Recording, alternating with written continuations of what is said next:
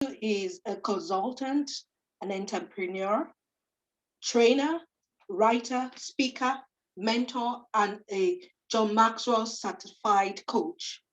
Having graduated as an electronics engineer, he has since moved into the field of information technology and currently works as a consultant in the City of London, United Kingdom. Olaolu, fondly called FAJ, Fudge, I believe, by some of his friends, is passionate about sharing truth in simplicity and believe that great change can spring from little insight. He is also a co-pastor of a new church in St. Albans, UK called Transformation House.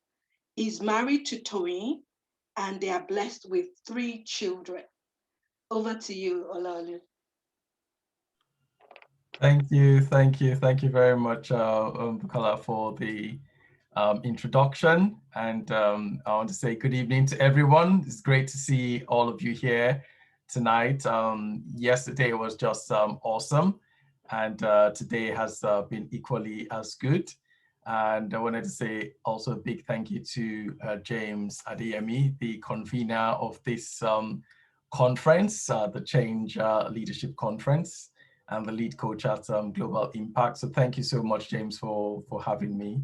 It's great to be on this platform. I don't take it for granted. Thank you again for the opportunity. And I'll be sharing a few things tonight. Bala started off yesterday talking about the law of intentionality.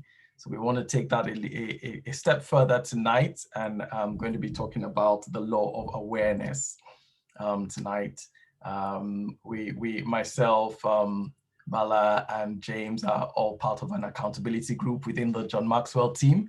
So we catch up from time to time to just share a lot of these truths and, to challenge ourselves to grow, which is, again, part of what we're trying to do tonight, to help everybody to come on this journey of change and on this journey of transformation. So tonight I'm going to just talk briefly about the law of awareness. I'll share my screen. I am going to just share my screen in a minute. And I'm going to try out a new feature on Zoom. And hopefully we don't have any technical glitches tonight. Okay.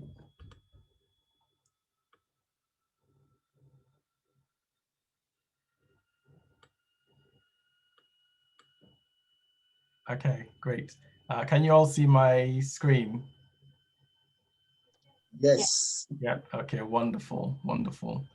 Okay, so this is a new feature on Zoom that I'm trying out tonight. Taking all the lessons on board. Don't wait to do something. Don't wait for it to be perfect, but just give it a try. So here we go. So today we want to talk about the law of awareness. The law of awareness, and it's one of the 15 laws of growth. And the law of awareness is very simple. It says you must know yourself in order to grow yourself. And that is so important on this journey of change and on this journey of growth. The most important thing that you need to know is to know yourself. A lot of times we strive and try to be what we are not, but our lives cannot be effective if we are not truly ourselves. And we have that quote there from James Russell Lowell, which says, "No one can produce great things who is not thoroughly sincere in dealing with himself." There's no way that you can move forward positively if you are lying to yourself. And it's so important that we come to terms with who we are. It's so important that we come to terms with ourselves. And that's what the law of awareness is all about. When you read some of the Middle Eastern or the Far Eastern sages of the time, they say things like, know yourself, that is the most important thing that you can do, especially when it comes to the art of warfare. They say it's good to know your enemy, when you want to fight an enemy, but it is better to know yourself, because when you're able to master yourself, you are able to do a lot of things. So the law of awareness, starts off with placing the candlelight on ourselves, or placing the torchlight on ourselves to know who exactly we are. Okay.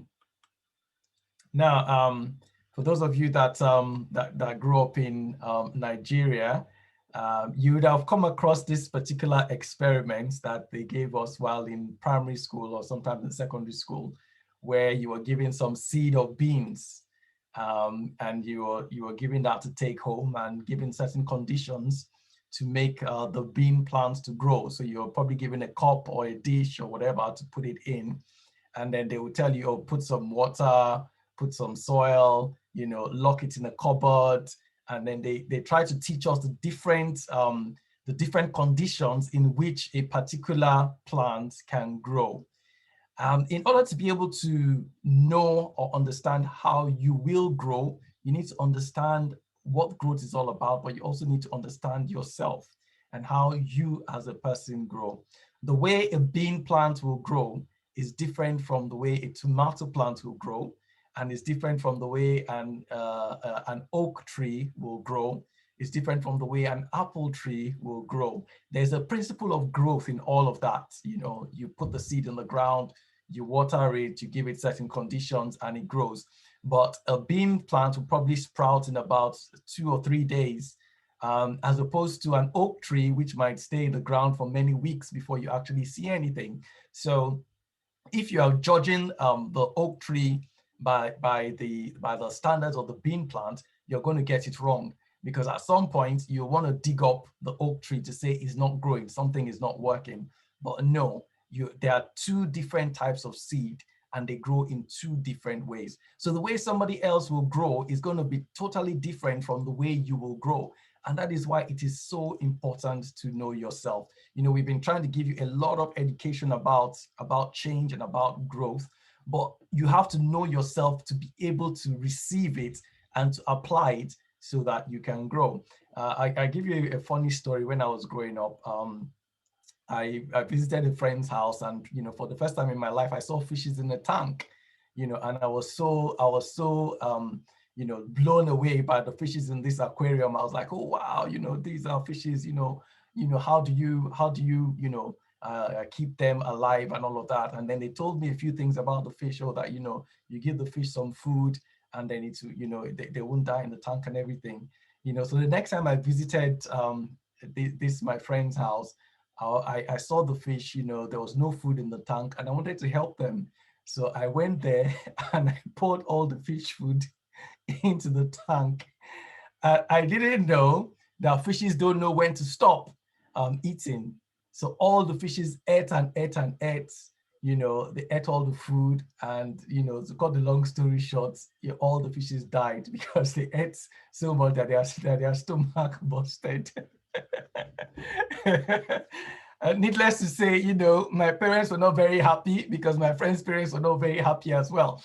But in my mind, I was trying to help the fish by giving them something that will make them grow, that will make them survive, But again, this is where understanding comes in. So you have to understand yourself. The way I will eat as a human being, I know that I have certain limits. I need to stop somewhere, but the fish doesn't know that. So you have to know yourself in order to grow yourself. I think it's a very important point, and that's why I'm spending a lot of time to just talk about that, so that everyone takes the time to know their type of personality, takes the time to know how they learn, take the time to know how they understand. There are different ways of learning, and I like one way that they broke it down. They said there are people that learn visually. So if you want them to learn, you just show them pictures of various things and they will get it. There are people that learn audibly. So again, they will not really look at what you're showing, but they will listen. They listen a lot. And then there are people that learn by doing. So there are people that learn by action. And no matter how much you tell them, no matter how much you show them, they will not get it until they start doing it. So you need to know, what type of learner are you? If you like reading your books, then you're probably a visual learner. If you like listening to audio books, then you're probably an audio learner. And if you like just taking action, you're like, okay, no, show me how to do it. Let me try. Then you're probably, one that learns from actions. So you have to know yourself in order to be able to grow yourself. Let's move on. And there are three kinds of people when it comes to this issue of growth, and when it comes to the issue of awareness and trying to understand who you are and know how to grow yourself. We have the first category of people, and these are people who don't know what they would like to do in order to grow in life. And these people, we call them the confused people, or they're in a category of confusion. So they're just doing anything that comes to mind. They're in a job that they don't like. They're living a lifestyle that they don't like, but then they don't know what they want to do. And it's very important that we come to understand what we want to do in life. You only have one life to live, and you're not going to get a second chance to live it. This is not practice, this is the real deal. So you need to make up your mind quickly. What do I want out of life? What do I want to do in life? There's a second category of people here who know what they would want to do, but they do not do it. So this category of people, we call them frustrated. So for one reason or the other, they know that this is their passion, this is their purpose, this is their drive, but then for whatever reason, it might be that they have to provide for the family, and they're in a job that that helps them to meet the bills, and they're too scared to leave all of that behind to actually do what they would love to do. They end up in frustration. That's the second category of people. And we have a third category of people who know what they would like to do, and then they do it. And these are the people that are fulfilled. And this is where we want to get everybody to be a kind of person that knows what they want to do and then goes ahead and does it. And I'm sure you have many questions around, how do I, break out of where I am today and just go for what I need to do, or what I know I want to do. And we'll try and answer some of those questions as we go through tonight. But those are the three categories, and whichever category you are, I just hope that you'll be really challenged tonight to really make a change and to really move into the third category, where you would have fulfillment in life. Again, I said, you only have this one life to live. It's not a practice. You want to live your life to the point that you have no regrets anymore, and that's where you become fulfilled. Okay, so let's go further. Okay, so to grow, I'll just talk about two things here. You have to find your passion and your purpose in order for you to grow. You have to find passion and you have to find purpose. And it's so amazing. I remember an experience that happened in secondary school. I had a very good friend who didn't do so well academically when we were going from Form 2 to Form 3. And so he failed and he had to repeat a year, and it was like a real blow to him, having to repeat that year. But something happened and something changed in his life over the holiday period. When he went for that holiday, his parents weren't happy, with his results and everything. And they began to try to interest him in different things. But over that long holiday period, he took up a new a passion, and this was in terms of electronics. So he started making different things. His parents bought him some books on how to make certain devices, using electronic chips and all of that. And so the next term, when we all came back to school, we were all promoted to a new class. He stayed behind to repeat the year. He every week he will bring a new invention that he had done to school. So sometimes he will bring a small fan. He say, "Oh, look, I've made a fan today." Then next week he'll come back. He'll say, "I've made, a small radio." Next week he'll come back. He'll say, "I've made a walkie-talkie." And he just found an interest in that. And the physics teacher, we all respected the physics teacher so much because he really knew his stuff. And he was also a very hard teacher to please. So everybody wanted to please the physics teacher. Everybody wanted to be in the good books of the physics teacher. And those of us that have passed our second year and were into our third year were still scared of the physics teacher. But the physics teacher became really good friends with this actual student who had actually failed because of his interest and his desire in that area of electronics, and he became so good at it. Years and years and years later, this same friend of mine, he's an accomplished electronics engineer with one of the biggest electronic companies here in the UK, but that passion that he found, at that age was able to propel him. So maybe the academic stuff that we're trying to put him through was not really what he was meant to do. That wasn't his passion. But when he found the area of his passion and his purpose, that drove his life forward. He was able to forge new relationships that those of us that were even doing well in what we thought was important were not able to form. This boy was, getting accolades from the physics teacher, from the principal of the school, from everybody, and the way we're looking at this was like, but he failed in the second year. Well, we passed. Why are we not getting the accolades? But again, we were just going according to what was in front of us, not really living our passion. And that's the difference between people that get the accolades in life and people that are just trudging along or just marking time. When you begin to operate in the area of your purpose, it opens doors for you. People begin to take note of you because you are not trying to just keep up. You are doing what you actually love.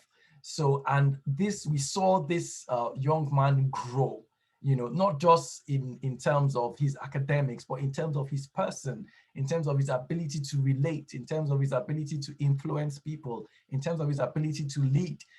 All of that just naturally began to happen by him finding his passion and his purpose. He was determined in that area and he began to grow in that area. So in order for us to grow, we must find passion and purpose. And then the other thing I also wanted to talk about is awareness, finding that awareness of yourself and accepting it. So again, I use the example of my friend. He failed, in the second year, but he had to come to that place where he accepted it. Maybe I'm not supposed to be so good at these academic things. And then he now found something he was good at, the electronics field. And he accepted that area and said, okay, if this is my area of strength, I accept it, I take it, and this is what I will develop. I find that a lot of times we find it difficult to accept who we are. I'll say that again. A lot of times we find it difficult to accept who we are, and one of the major reasons I find that we have that difficulty is because we see other people and we feel that they are better than us. And I think this was one of the gaps that Bala talked about yesterday. You see other people and you say, "Oh no, if only I can sing like this person. If only I can speak like this person. If only I can, be entrepreneurial like this person." And then we begin to despise and lose sight of what we actually have. Once you are aware of who you are and what you have to accept it. That is the only way you can move forward. Accept it. You are the best you that there can ever be. Nobody will ever be able to be and do what you can do. So accept it. Accept who you are. And I just love this quote by a guy called Robert Holden. He said, "No amount of self-improvement can make up for any lack of self-acceptance." I'll say that again. No amount of self-improvement can make up for any lack of self-acceptance. This saying, it hit me so hard because I find that a lot of times I'm trying to improve so I can be something I'm not meant to be. And that's why we have a challenge with growth, because we are trying to be something that we are not. But every self-improvement, amounts to nothing because we have not accepted who we are. And that's why I said it's so important that we accept who we are when we become aware of who we are, so that we can actually grow. I'm not a sheep, a sheep, an animal of a sheep. So there's no way I can try to be that. Okay, I'm a human being. I'm never going to be that. And it's the same thing with us as well. If your purpose in life, is to be in a certain area, maybe in the medical field, No matter how hard you try in the area of being an architect, you're not going to do well because you're trying to be perfect in an area that you are not meant to be in. So be comfortable in yourself, be comfortable in who you are. You were born where you were born for a reason. You were educated to the level that you were educated for a reason. And where you are now is never an excuse. Because if we begin to look at everyone that has ever made progress and been a success in life, they came from all types of background. They came from all types of and walks of life. Was it people that came from a poor family? We have them. They became successful. Was it people that came from a broken home? We have them. They became successful. Was it people that were, handicapped physically, mentally, one way or the other? We have them. They became successful. So it doesn't matter what you feel your limitations are, as long as you're able to accept yourself, and love yourself for who you are, you will be able to grow, you will be able to improve, and your improvements will count. So let's take it a step further. And we just want to look at 10 questions that will help you to find your passion and your purpose. So there are 10 questions that will help you to find your passion and your purpose. Number one is, do you like what you are doing now? Do you like what you are doing now? And I was listening to John Maxwell recently, and he said something that really blew my mind. He said, the most important thing for us to find out is not who we want to be. He says the most important thing for us to find out is what we want to do. And that statement just blew my mind. He went on to begin to explain this, in a little bit more detail. He says, if you say, okay, this is who I want to be, you might start studying to be maybe a lawyer, for instance. He says that what you will end up with is a profession.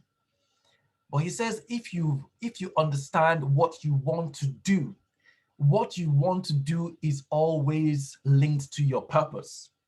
And that is your natural ability. So he says, when you find out what you want to do, then that's what you should pursue. So following what you want to do will eventually end up in who you want to be.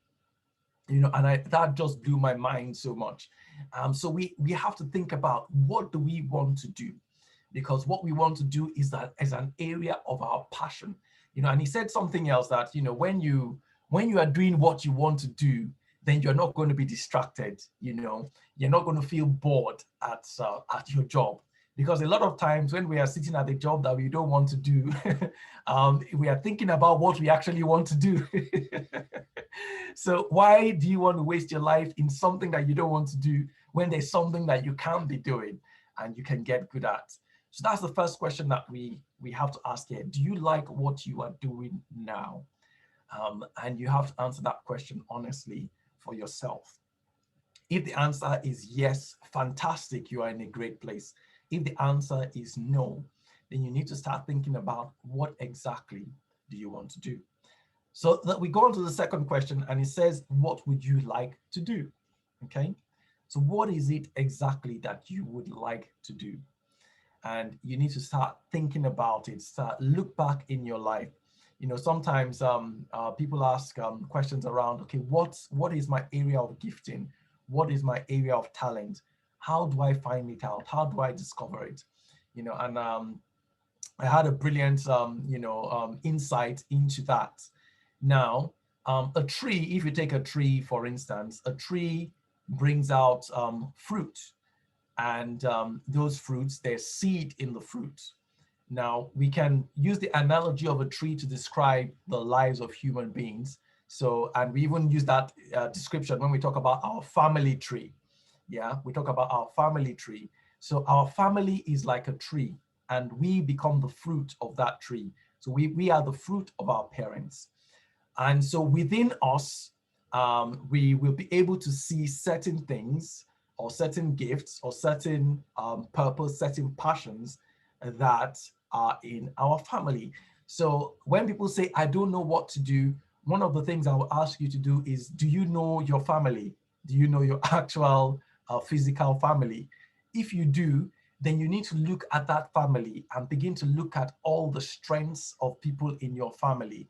from your parents' generation to their siblings, to your grandparents' generation, to even beyond that, as far as you can look back into your family tree and begin to identify what are the gifts of my family, what are the strengths of my family, what has my family been engaged in terms of businesses and all of that.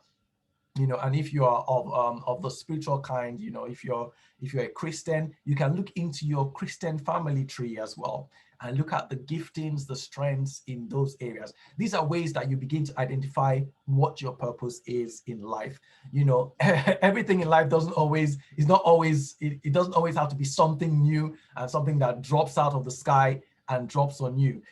Again, when you trace the people that have been successful and you look into their family, you find somebody in their family that actually did something that they're actually building upon to be successful in one area of their life or another. So don't despise the family that you've come from.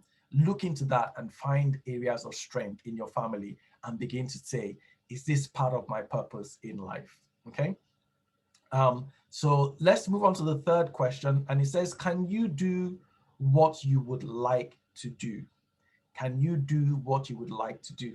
So sometimes, we come up with funny with funny things that we want to do in life, but we have to ask ourselves these questions. Can you actually do it? So there has to be a joining together of what you would like to do with what you are able to do. So it's not everything that we like to do that we actually have the ability to do. And this is why I say again, it's important to look into your family, to look into your natural family, to see what skills, what talents, what strengths are there. That begins to give you an indication of the kind of things that you are going to have the ability to be able to do. And obviously, we can always grow beyond what our family has done, but it is a good place to start. So can you actually do what you say you would like to do? And then the fourth question we look at is, do you know why you want to do what you would like to do? The question of purpose, it is so important. It is so important. Why are you doing what you would like to do?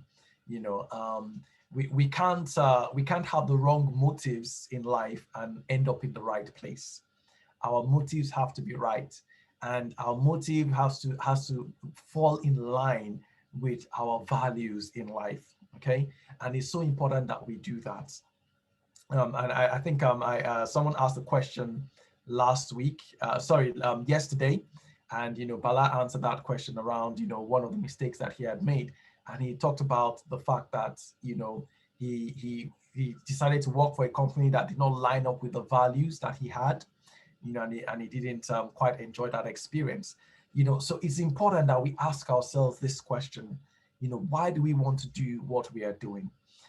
If we are in it for the wrong reasons, we will always get burnt, and we will not grow as we are supposed to grow. Okay, so let's move on in terms of questions, and we move on to question 5, and it says, do you know what to do so that you can do what you want to do? Okay, so this is now a place to now pivot. Okay, so some people know what they want to do already, and that's fine. Some people don't know what they want to do, and that's fine. You need to find out. But when you now find out what you are supposed to do or what you want to do you know how to start doing it?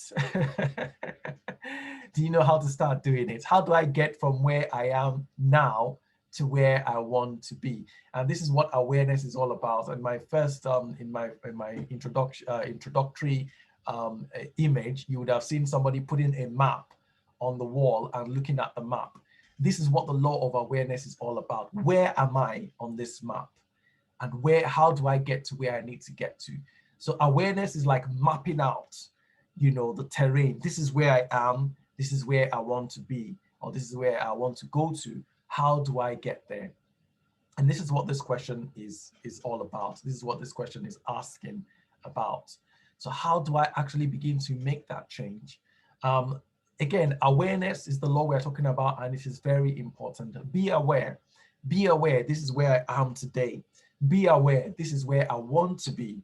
When you take awareness into your mind, you begin to recognize things faster.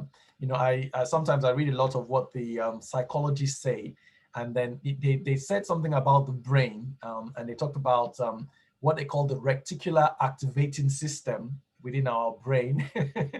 The name stuck with me because it was just a funny name like that. And what they said is that a lot of times our mind shuts out a lot of information because we will have an information overload with everything that we see in life. There's too much to see, there's too much to hear, and I guess this day and age just proves it to us. You can get onto Instagram, or you get onto WhatsApp, or you get onto Facebook, and you can be there for hours because you just be going from one thing to the other, because that's the way life is. There's just too much information.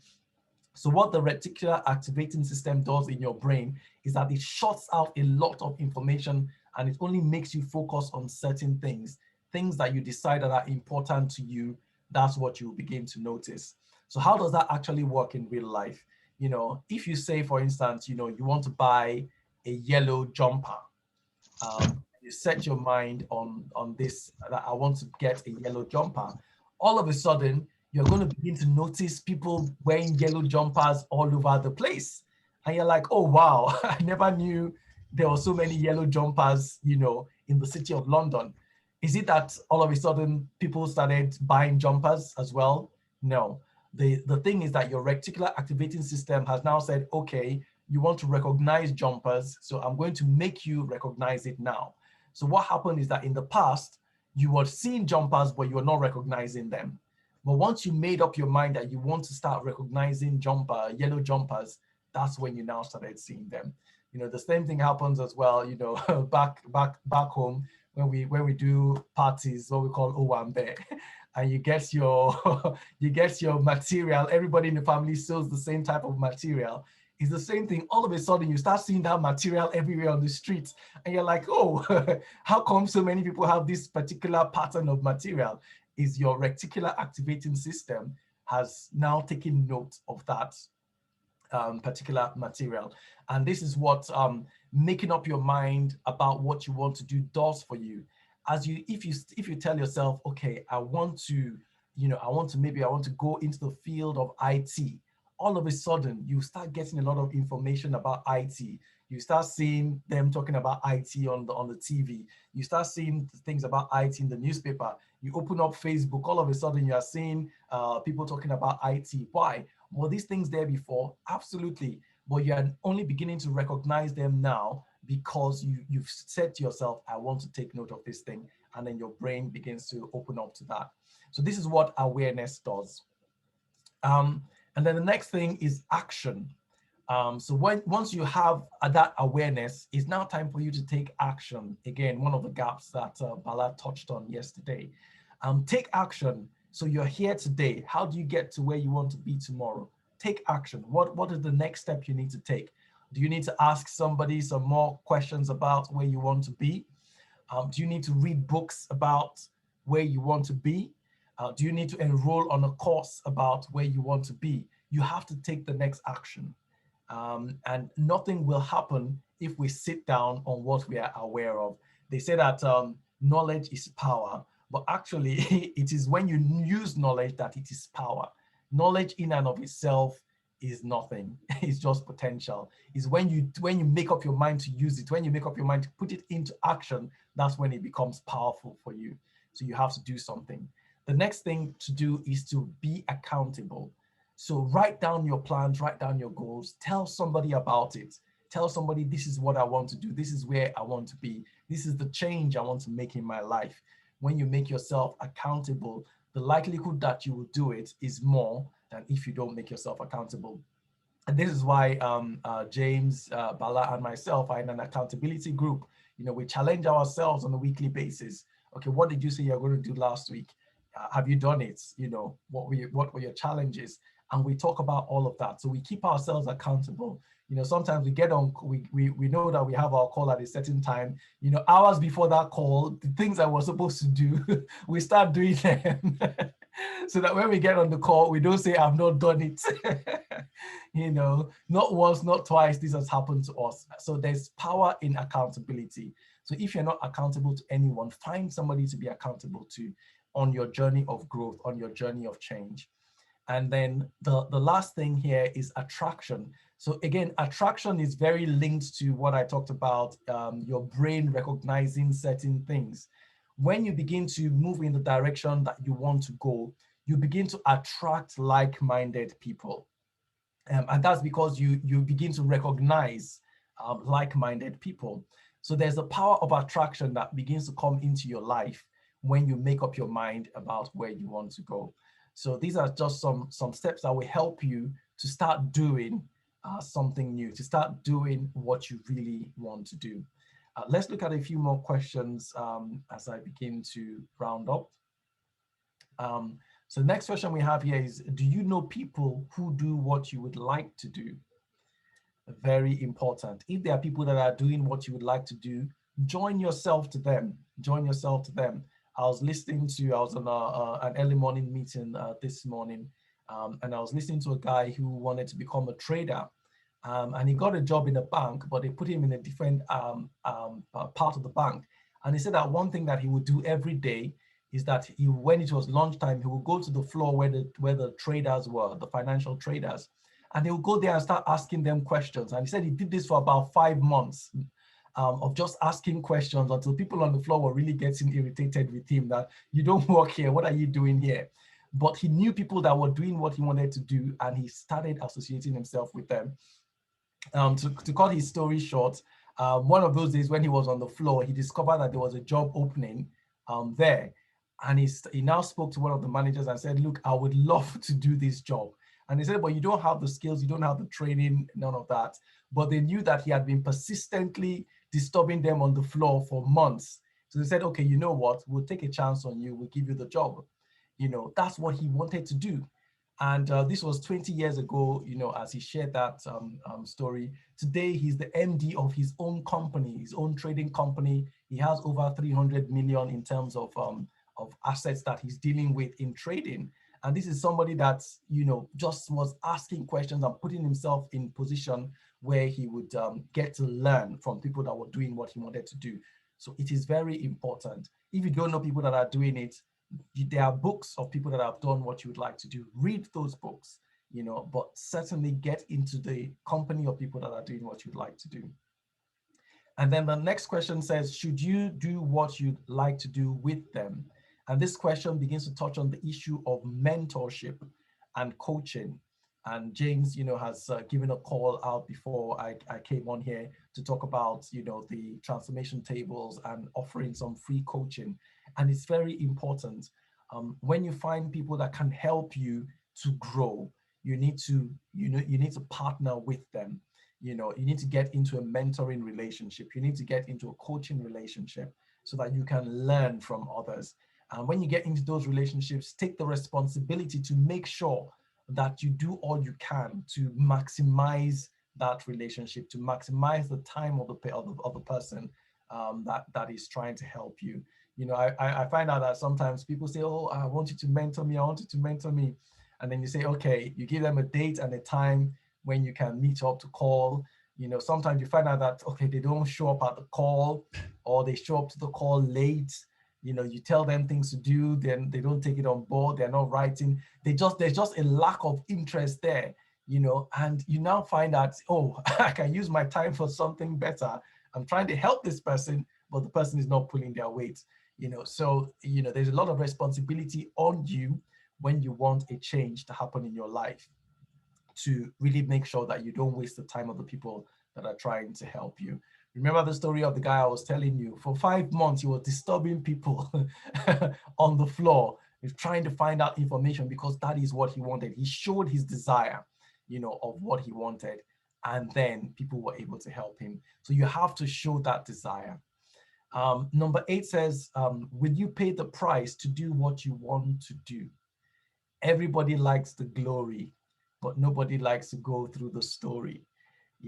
We want to all be reaping the benefits, but we don't want to spend the time in plowing, in sowing, in waiting before the reaping comes. There is a price to be paid for what you want to do. And everybody pays a price. I remember somebody saying, that the price to do something is far less than the price of regret. And that stayed with me for a really long time. Sometimes we think it's difficult to do what we want to do, and it is. There's no doubt about it. But what is the alternative? The alternative of doing nothing leaves you at the end of the day with a life where you are full of regrets.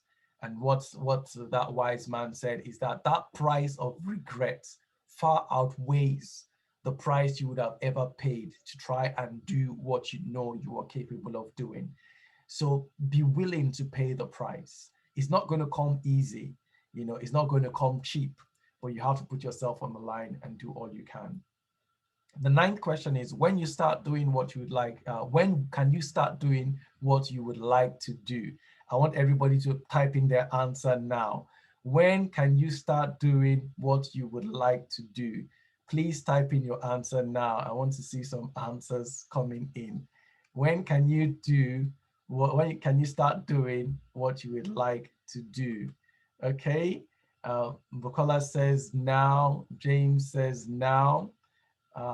Who else? Can some other people please type in, when can you start doing what you like to do? Bala says now, Neka says immediately. James says now, now, now, now, now, now, now. Thank you all. Thank you all. Yes, there is no time like now to start doing what you would like to do. Don't wait until tomorrow. Start now. Start today. Um, I heard John Maxwell say something again, which just blew my mind. He called it the law of diminishing intention. The law of diminishing intention. And he says that the law of diminishing intention says the longer you wait to do what you know you should do now, the more likelihood that you will not do it. Okay, so if you know that you want to make a change now, the best time to do it is now. If you delay, your likelihood of doing it begins to fade away. And that's why a lot of times we don't do what we're supposed to do. That is procrastination. If you don't do it now, you're not going to do it. John said something that when he started going on his journey of change, he heard somebody speaking about the power of urgency and the power of doing it now. And he said that he started telling himself every morning and every evening when he wakes up and before he goes to bed, he will tell himself 50 times, do it now, do it now, do it now, do it now. And it built up a sense of urgency in his life. And it's so important to jump up and do what you're supposed to do. Okay, I move on to the next and my final point. And it's a question again. What will it be like when you get to do what you'd like to do? And this is having the end in mind. What would it feel like? Just imagine, what would it feel like when you become, the world's, greatest doctor? What will it be like when you become the world's best businessman? What would it be like when you get to that place of achievement in what you really want to do with your life? What will it be like? What would it look like? What would it feel like? You always have to ask yourself this question. You always have to imagine that final state. You always have to imagine that final situation. The Bible tells us of a young man whose name was Joseph, and Joseph had a dream, and every dreamer, we call them Joseph now, and he had a dream that his brothers were bowing down to him.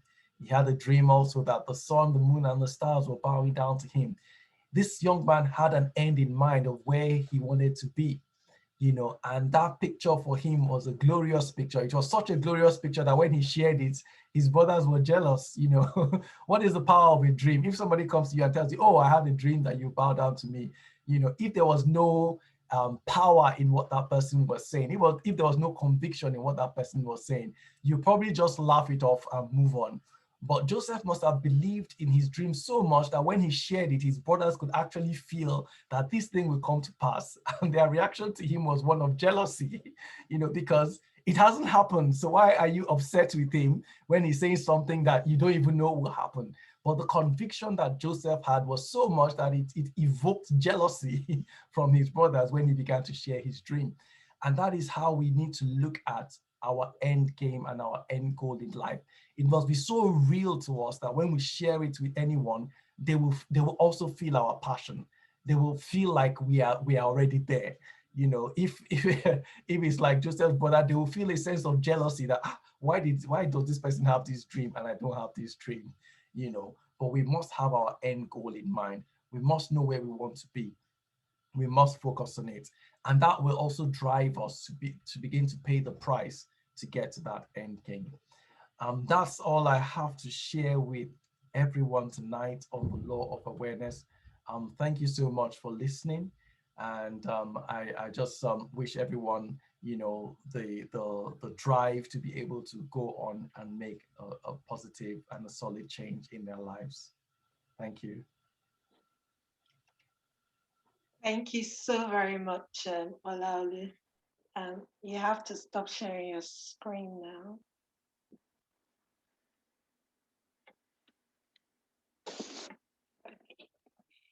Okay.